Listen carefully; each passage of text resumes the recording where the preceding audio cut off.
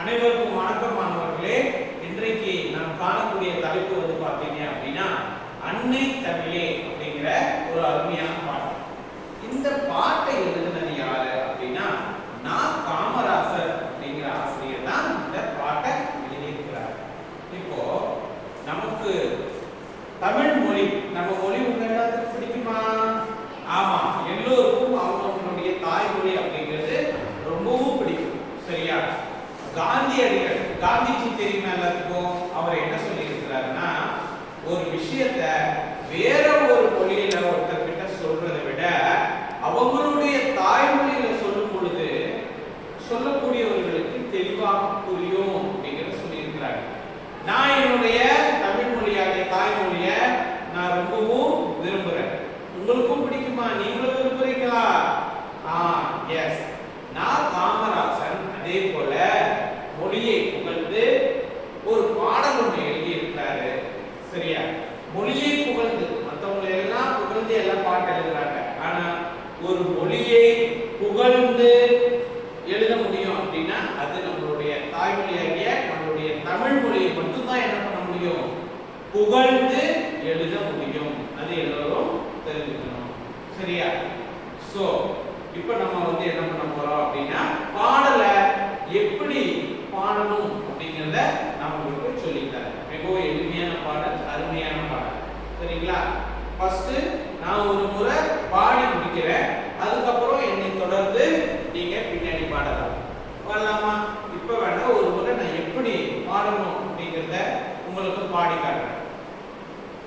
அன்னை தமிழே என் ஆவி கலந்தவளே, என்னில் வளர்பவளே, என்னை வளர்ப்பவளே,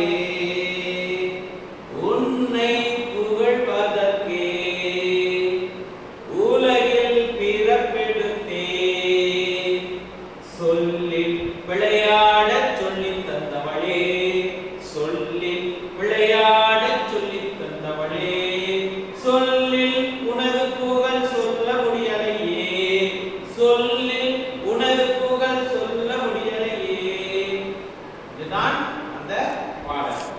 பாடலினுடைய விளக்கத்தை நான் உங்களுக்கு பிறகு சொல்றேன். இப்போ நம்ம எல்லோரும் ஒரு முறை பாடலை பாடலாமா? என்னை தொடர்ந்து பாடுறீங்களா? அன்னை தமிழே என் ஆவி கலந்தவளே,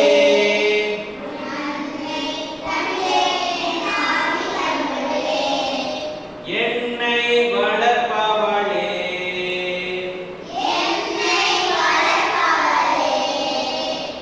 என்னில் வளர்ப்பவளே,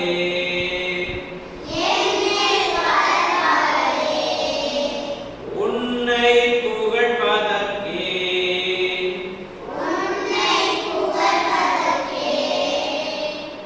உலகில் பிறப்பெடுத்தேன்,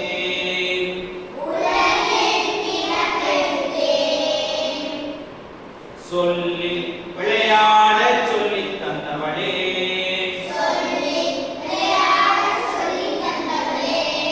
சொல்லில் உனது புகழ் சொல்ல முடியலையே.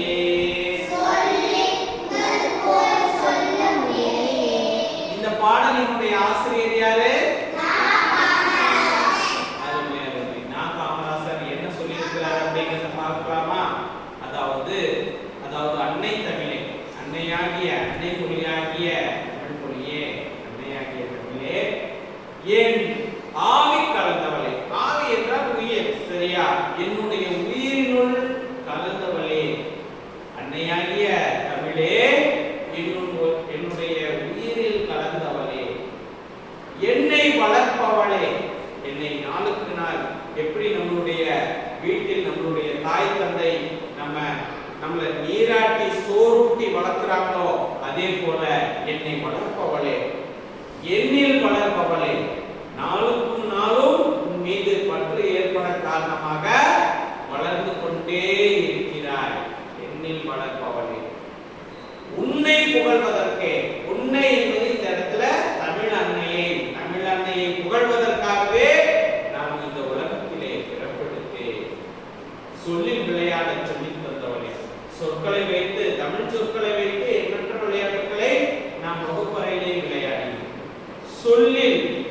உனது புகழ் சொல்ல முடியலை. அதாவது அதாவது ஒரு ஒரு பெருமையான ஒரு அற்புதமான விஷயம்னா, ஆஹா அற்புதம், மகிழ்ச்சி, நன்றி, மிக நன்றி, இப்படியெல்லாம் நம்ம புகழ்வோம். ஆனா தமிழ் அன்னையை, தமிழ் மொழியை புகழ்வதற்கு இந்த உலகத்துல சொல்லே இல்லை அப்படிங்கிறாங்க. அப்போ இருக்கின்ற சொற்களை ஈடுபடுத்த முடியாத அளவுக்கு பெருமை வாய்ந்த ஒரு மொழியாக இருக்குது அப்படிங்கிறதையும் ஆசிரியர் என்ன பண்றாரு அப்படின்னு சொல்றாரு. மீண்டும் ஒரு முறை இந்த பாடலை நம்ம எல்லோரும் சேர்ந்து பாடலாமா? எல்லோரும் சேர்ந்து பாடலாம். அன்னை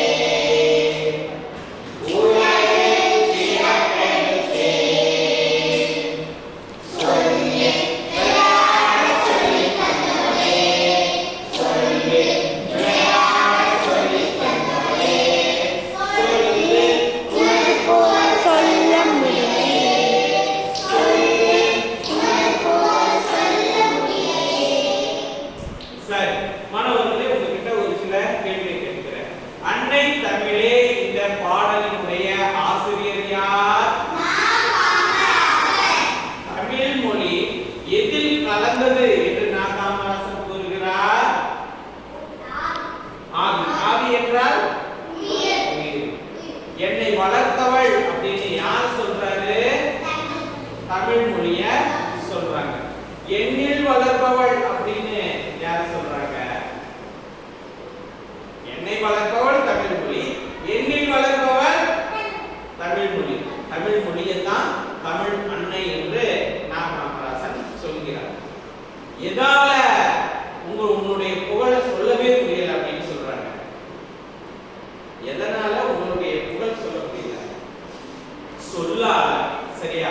ஒரு சாதாரண சொல்லால உங்களுடைய புகழ், தமிழ் அன்னையினுடைய புகழை சொல்லவே முடியல அப்படிங்கிறதையும் சொல்றாங்க. சொல்லில் உனது புகழ் சொல்ல முடியலையே படிக்கிறோம் இல்லையா? அப்ப சொல்லி, ஒரு சொல்லால மொழியை புகழவே முடியல. புகழ்வதற்கான சொல்லே உலகத்தில் இல்லை. அந்த அளவுக்கு பெருமை வாய்ந்த மொழியாக இருப்பது தமிழ் மொழி அப்படிங்கிறத சொல்லியிருக்கிறார். மாணவர்களே, இன்றைக்கு நாம் முதல் பாடமாக அன்னை தமிழே என்கின்ற பாடலை நாம் பார்த்தோம். அடுத்த வகுப்பில் நாம் வேறு ஒரு தலைப்போடு நாம் சந்திக்கலாம். சரியா? நன்றி மாணவர்களே.